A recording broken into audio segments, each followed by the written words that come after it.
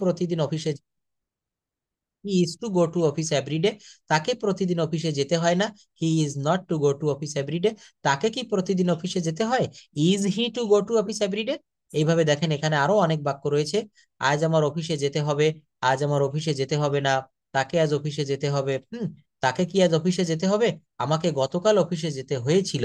অর্থাৎ এই যে একটি বাক্য গো, এই গো একটি মাত্র ভার্ব, এই ভার্ব দিয়ে আমি 30টা বাক্য তৈরি করেছি।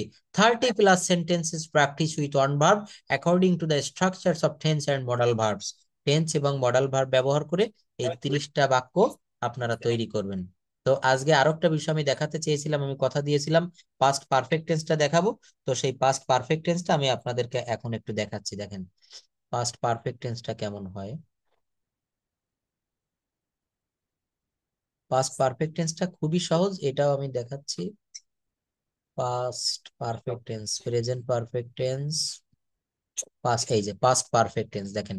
পাস্ট পারফেক্ট টেন্সের বাংলাটা হচ্ছে পুরাঘটিত অতীতকাল। পুরাঘটিত অতীতকাল অর্থাৎ অতীতকালে, এখানেও কিন্তু দেখেন আমার এটা বোঝাতে সহজ হবে, কারণ ফিউচার পারফেক্ট টেন্স যা, পাস্ট পারফেক্ট টেন্সেও তাই। কেমন? এই পাস্ট পারফেক্ট টেন্স দুই ভাবে হতে পারে, একটা জেনারেল পাস্ট পারফেক্ট টেন্স, আরেকটা হচ্ছে বিফোর বা আফটার যুক্ত past perfect tense. General past, yes, general past perfect টেন্সটা কেমন? আমি ভাত খেয়েছিলাম, এই বাক্যটা আমি হ্যাড ব্যবহার করে যদি করি, ওইটা পাস্ট পারফেক্ট টেন্স হলো। যেমন আমি ভাত খেয়েছিলাম, আই হ্যাড ইটেন রাইস।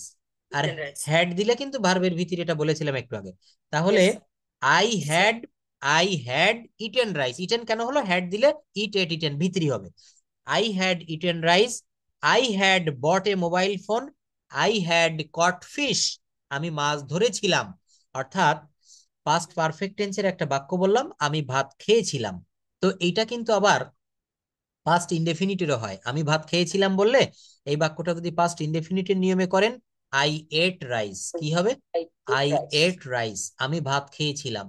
তো দেখেন আমি ভাত খেয়েছিলাম, এইটা যখন পাস্ট ইনডেফিনিটের নিয়মে করবেন আই এট রাইস, আর যখন পাস্ট পারফেক্টের নিয়মে করবেন বাংলাটা একই থাকবে, আমি ভাত খেয়েছিলাম, ওইটা হবে আই হ্যাড ইটেন রাইস। এটাকে বলে general perfect tense, past perfect.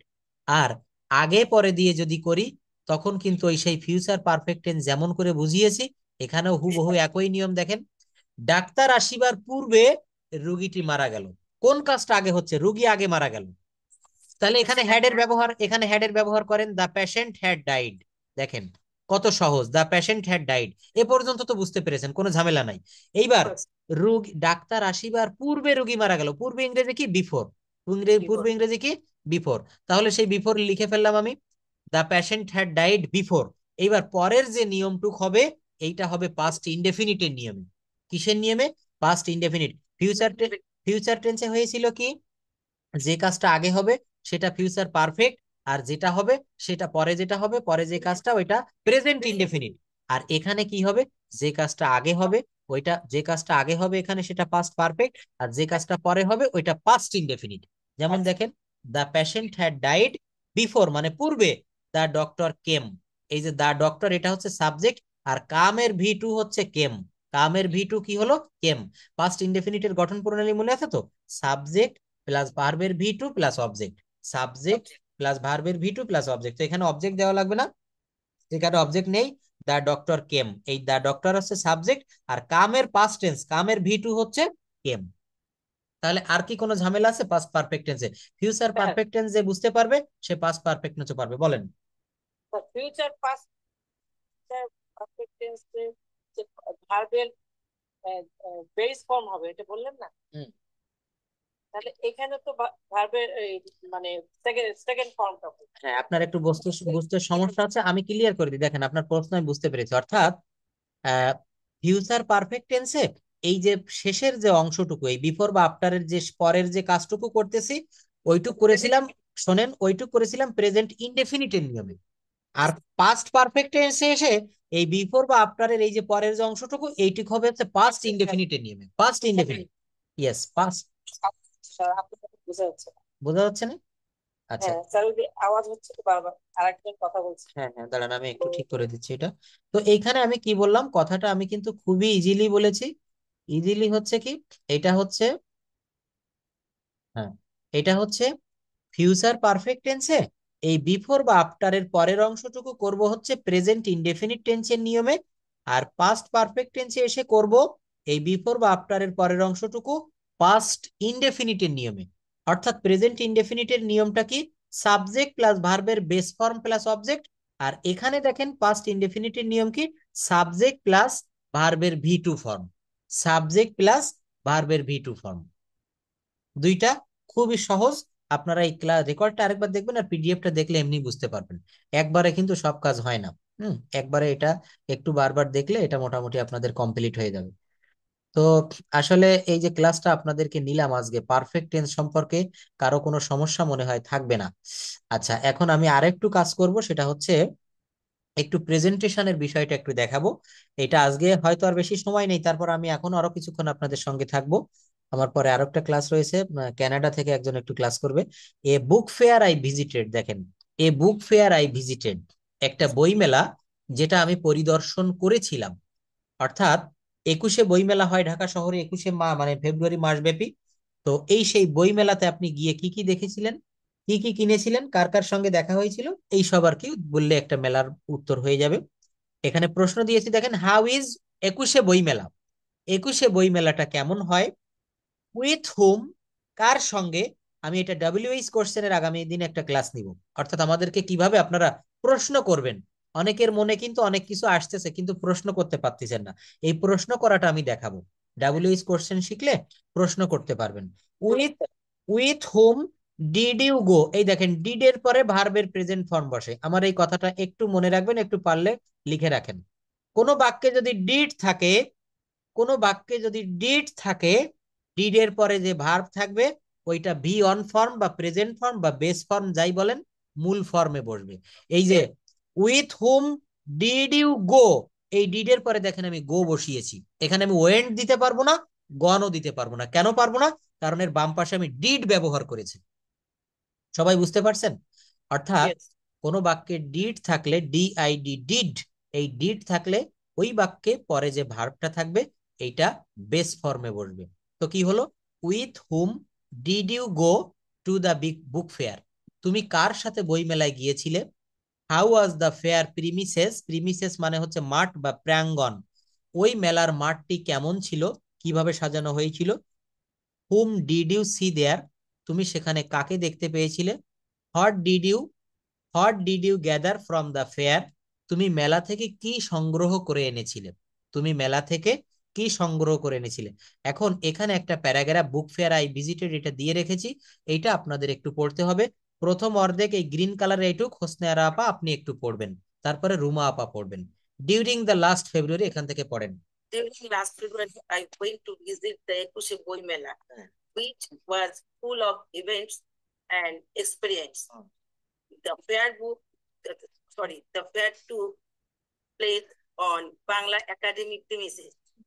It is biggest and most gorgeous book fair of the country. I went to the fair with my friends. The the premises of Bangla Academy took a festive look. মানে খুব সুন্দর করে সাজানো ছিল সেটা আর yes কি। Yes yes There were a lot of book stores beautifully decorated. Visitors were moving from one row to another, just like the row of ants. মানে পিঁপড়া যেরকম করে যায় সেরকম আর কি, ইয়েস, বলতে মানে হ্যাঁ হ্যাঁ। people are looking for their various and choosing books. Some visitors were looking for new publication. Thank you, এই পর্যন্ত প্লিজ স্টপ। দেখেন আমি এখানে এটা পড়তে দিয়েছি আপনাকে, আমি একটা পরীক্ষাও নিয়ে ফেললাম এর ভিতরে। পরীক্ষাটা কি নিয়েছি আপনার? আপনার রিডিং স্কিলটা খুবই ভালো, আপনি এখানে উইদাউট এনি অবস্ট্যাকেল, কোনো বাধা ছাড়া আপনি পড়তে পেরেছেন। এইভাবে কিন্তু আপনাদেরকে পড়তে হবে। আমি চারটা স্কিল নিয়ে আপনাদের সঙ্গে কাজ করব, একটা হচ্ছে reading skill, writing skill, listening skill and speaking skill, এবং এই শেষের স্কিলটা বেশি করে শিখাবো। তো আপনার রিডিং স্কিলটা খুবই ভালো, and your voice is so sweet I think. তো এটা কিন্তু এটা আপনাদেরকে পড়তে হবে। এখন রুমা আপা আপনি we visited a lot of এখান থেকে একটু পড়েন please. Can you hear me? Okay, হ্যাঁ। We visited a lot of stalls, bought a number of books. Of the books, there were storybooks, science fictions, and autobiographies. While we were about to finish our visit, I noticed the great writer Dr. Jafar Iqbal sitting on a chair in front of a stall. I also noticed a great poet, Al Mahmoud, also sitting beside him. Two great personalities were talking with each other, and curious people were gathering round them for taking their autograph. At least, sir একটু কালারটা আমি করতে পারতেছি না। At last, we finished our visit to the fair, and I came back home with a lot of experience and a permanent impression of the fair in my mind. Thank you, আপনিও খুব ভালো পড়েছেন, আপনার reading স্কিলটা খুবই ভালো আছে এবং এটা এইভাবে ধরে রাখতে হবে, এটা উত্তর উন্নতি ঘটাতে হবে। দেখেন আমি একটু এখানে বাংলাটা করে দেই, আমরা যারা বাকি রয়েছে আগামী ক্লাসে আপনাদেরকে পড়াবো, মন খারাপের কোনো দরকার নাই। তো এইভাবে কিন্তু একটা প্যাসেজ, যদি এটা আগে কোনোদিন কিন্তু আমি ধরে নিলাম আপনারা পড়েননি, কিন্তু আজকে দেখেন কত সুন্দরভাবে রিড আউট করেছেন। এইভাবে ইংলিশ নিউজ পেপার, কোনো ইংলিশ নোভেল, কোনো ইংলিশ সায়েন্স ফিকশন যদি পড়তে পারেন, মনে করবেন আমার রিডিং স্কিলটা ঠিক আছে। ডাক্তারের কাছে গেলে আমার জ্বর হয়েছে কিনা থার্মোমিটার দিয়ে চেক করে না, এখানেও কিন্তু আপনি নিজেকে নিজে চেক করতে পারবেন। কিভাবে? আপনার সামনে অপরিচিত নতুন সম্পূর্ণ কোনো যদি পেজ আসে, ফেসবুকে হোক, ইউটিউবে হোক, বা কোনো ইয়ে হোক, মানে হার্ড কপি হোক, আপনি পড়বেন।